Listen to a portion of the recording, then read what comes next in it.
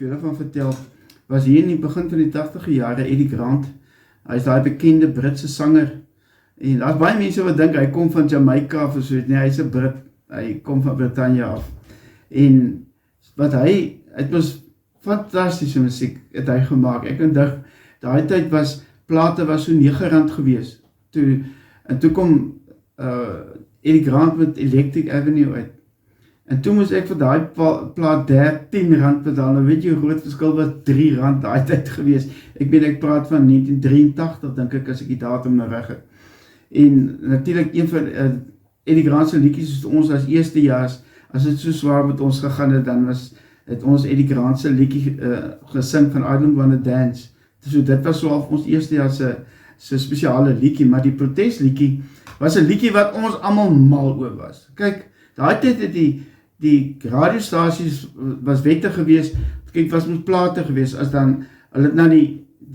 sensuurraad het na die musiek geluister, en dan het hulle besluit dat hierdie musiek is nou nie geskik nie, en dan moest hulle letterlik gegaan met 'n lemmetjie, en dat hulle oor daai plaat, daai stukkie lyntjies, daar waar die plaat gespeel het, hulle oor gekrap, so dat mense dit nie kan speel, of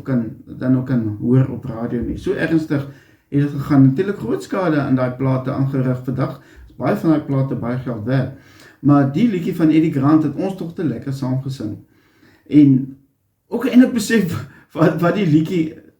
behels nie, want ons het nie daai tyd gedink aan politiek en sulke goed, want dit was 'n lekker liedjie, ons het daarvan gehou, ons het geniet om daarna te luister, en nie veel notisie ook van die woorde geneem het,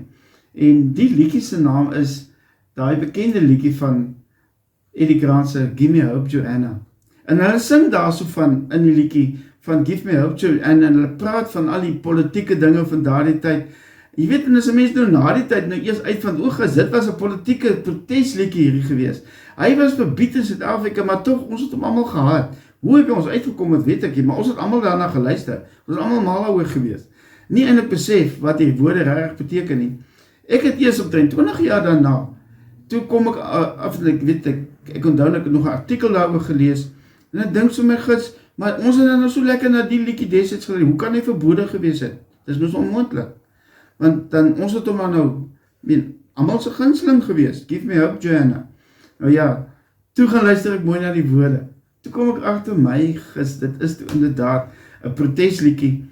teen die politieke bestel van daai tyd, en dit was niemand anders as Eddie Grant gewees nie, ons het net gedink, dis 'n lekker liedjie, dis al wat ons aan gesteer het, en ek speel hom vir jou, soos Eddie Grant se Give Me Hope Joanna,